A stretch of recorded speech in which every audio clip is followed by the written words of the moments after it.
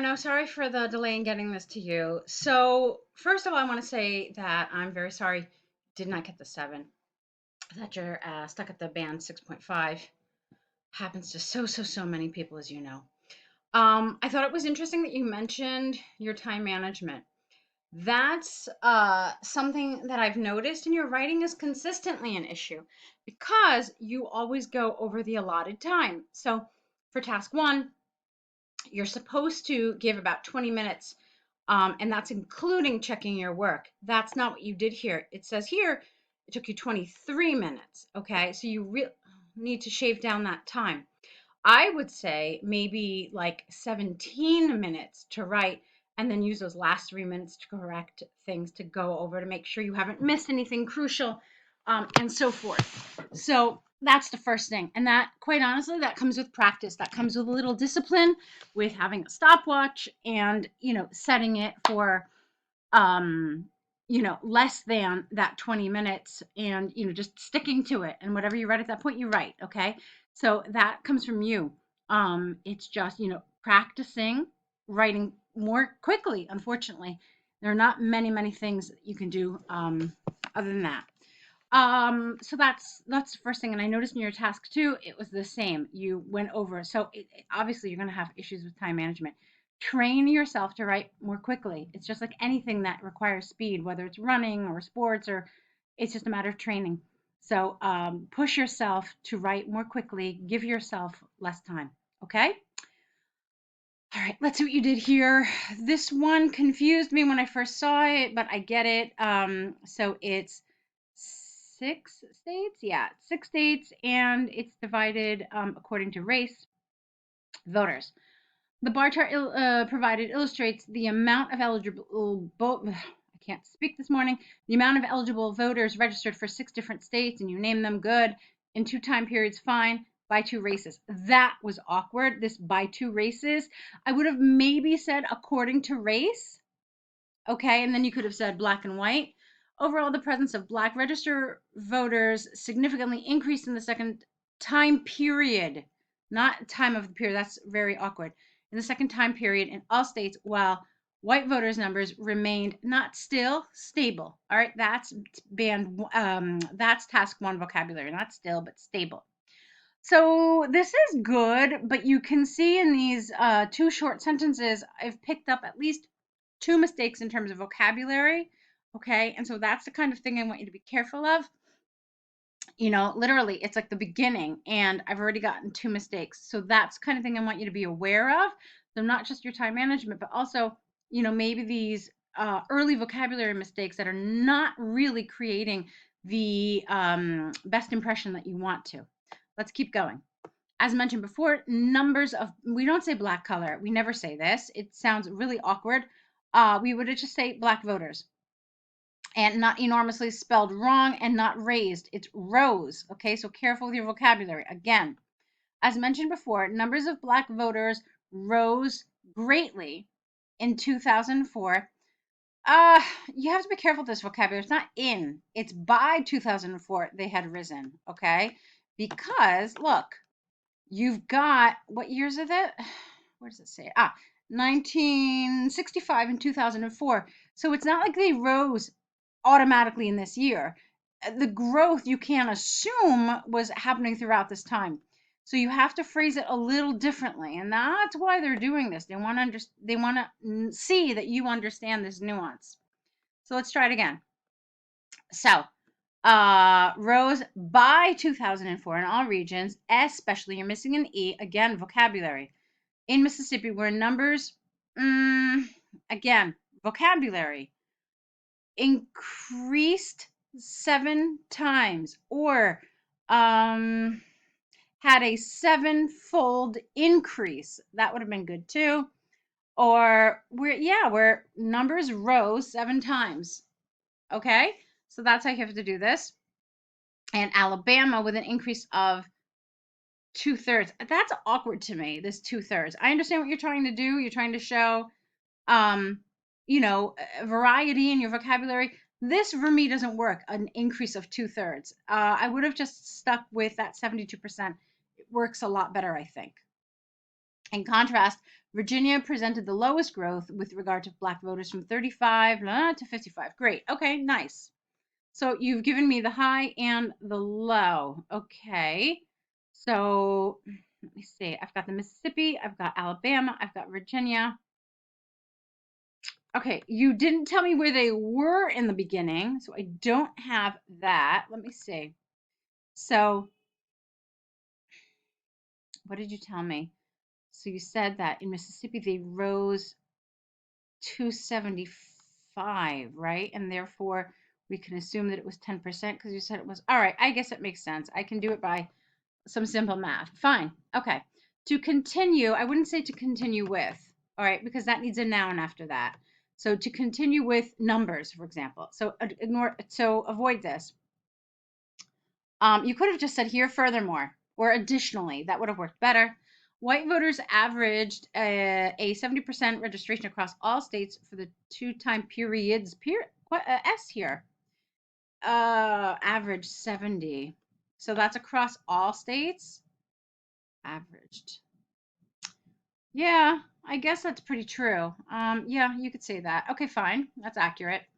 And for the two-time periods in relation to black voters, registration in 2004 was equal.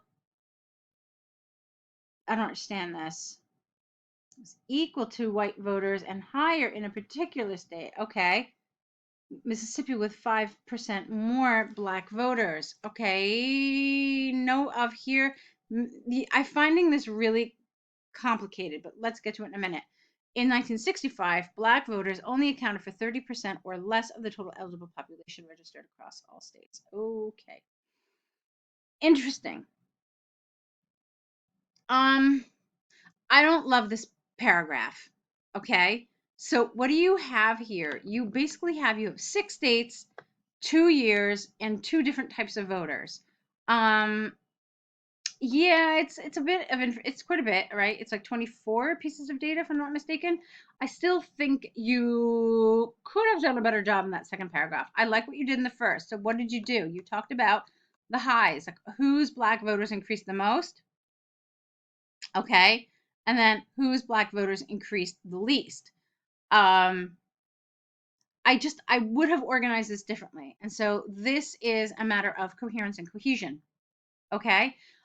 Since you did that in that first paragraph, the highs and lows, why didn't you tell us anything about those middle figures? Couldn't you have? Couldn't you have said something about them? And maybe you could have organized this just a little differently. I really feel like that last paragraph didn't serve you, and I felt like I didn't really get a good image of what was happening here. Information on what I would probably do here, I would probably start with the 1965 figures in one paragraph. And I would say that across the board, white voters averaged about 70% of the registered voters in the state, with Louisiana with the highest figure at 80% and Virginia with the lowest at 65. Okay. In contrast, black voters in 1965 varied. Virginia had the highest with 40%, while Mississippi only had 10%, or yeah, less than 10% black voters. Okay, so that's how we would do that. By 2004, black voters had changed considerably. Okay. And then I would talk about those differences. I would say that none of the 6 states, because you've already mentioned them, had less than 50% black voters. The highest figure of black voters was in Alabama at over 70%. Ooh, nope, not true. Mississippi with 75%. Okay. Then I would say white voters remained consistent, mostly consistent, with some reductions. Louisiana saw its white voters fall from 80% in 1965 to, what's that number, 73, 75% in 2004. So that's probably how I would do this. I would have divided it just like that, and that's how I would divide my paragraphs. And that's the information that I think is relevant. Okay. I don't know if that helps. I hope it does. Let me know either way. Okay. Yeah, let's keep going. So, in a nutshell, before I do, just remember I thought that your vocabulary had issues consistently throughout this task one. I thought that maybe in terms of task achievement, you didn't really select some of the information that I thought you should have. And then in terms of coherence and cohesion, um, no, coherence and cohesion, you didn't really maybe organize it the way you should have. And task achievement, you didn't include what you probably should have. Okay. So those are the issues that I found here. No real issues with grammar. Let's keep going into your task two. Uh, okay, interesting. Ooh, this as an examiner, this should be really interesting. Let's see. Many debates have been discussed. You don't really discuss a debate. You have a debate. So this is a matter of vocabulary collocations. So, um, as an expression, it's really awkward, and I'm trying to even change the vocabulary, but I'm not able to do so. So, many debates have occurred, you could have said. Don't love it, but you could have. Um, you could have also said, I know a lot of people don't like starting with there, so let's not do it. Um, Much discussion has taken place over the last few decades about the new role of women in modern working societies. Various individuals, mostly women, have supported the idea that there should, careful with your spelling, be equal work rights and opportunities for both gender. Nevertheless, there are still people who defend that women should stay at home in order to take care of the kids and the house. I personally agree with the first statement and the next, and the not the next. It's not like you have two essays. So and the paragraphs below will provide the reasons behind this and show evidence to prove the arguments. Okay. So, yeah, a little bit of vocabulary, some issues there. Let's keep going. On one hand, there is strong scientific evidence that proves that women have the same mental capacities and physical, careful with their spelling, skills to perform at the same level as. They have the same as men do at work. Okay, not than. It's more than, less than, but it's the same as. In 2019, the Australian Psychological Society conducted an investigation which proved that women generally perform equally and sometimes higher in different industry sectors of the economy. In addition, female workers prove to be more efficient than male workers in tasks that involve multitasking skills. Therefore, there is enough scientific evidence to demonstrate that women's potential in the labor, not laboral, market and break the myth of senior females' abilities to suit. What's happening here? And break the myth of uh, let's see, break the myth of senior females' ability to suit only for the kid. No, no, no, no. This whole thing is really awkward. Uh, and break the myth that women's abilities are limited only to caring and raising their children, caring for and raising their children. Okay, so you've got a couple of issues with that sentence, vocabulary, and grammar. On the other hand, it is true that a woman normally has more suitable skills than a man when it comes to looking, because this is introducing an ing here. Okay, it's not full infinitive verb. After their children, the women's brain, the women. No, it should be the woman, with an a, and when you do that, you mean all women. Okay, but this the women's brain is awkward. Is naturally trained to respond emotionally quicker and more efficiently than the male MALE brain does.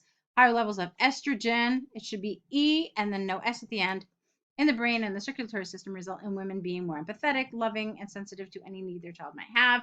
Therefore, as a result of their natural instinct, women will usually possess more beneficial skills for the upbringing of their young persons. That's awkward. We don't call them young persons, just say they're children. It's fine. Really. There are some words that just cannot be replaced. Okay?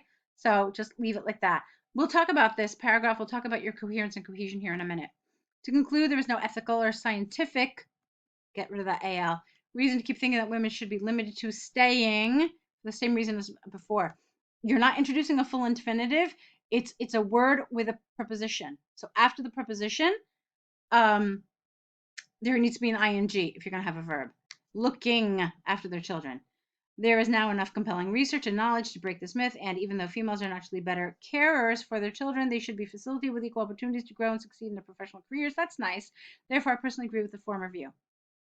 Okay, so I liked your conclusion. I did feel like it was a little long. Maybe you could have gotten rid of some of this, all this compelling research. Yeah, you just spent the last 2 paragraphs talking about it. I don't think you need to include all that. It could have been a little shorter. The reason why I suggest that is because I'm always a huge proponent that you need to focus on paragraphs, your body paragraphs, and less so on your introduction and your conclusion. You're not going to increase your task achievement score by writing a long drawn out introduction or conclusion. So they need to be brief. The introduction needs to, answer whatever question is in the prompt, or, present your position. Okay. It's supposed to rephrase the topic. And then your conclusion is really just, again, a rehashing of that. So brief. And instead, you need to spend more time here. Now, let's talk about this. Which position do you agree with? Okay, well, you agreed with the one that says women should work, etc., etc., and that's here, right? And then here, you talked about the other side. Now, let's talk about why this is strange and not what you should do. They did not ask you to present both sides of the argument. They did not ask you to do that. They asked you which do you agree with and why. So given that, your essay should have been 2 paragraphs on why you think this. Okay?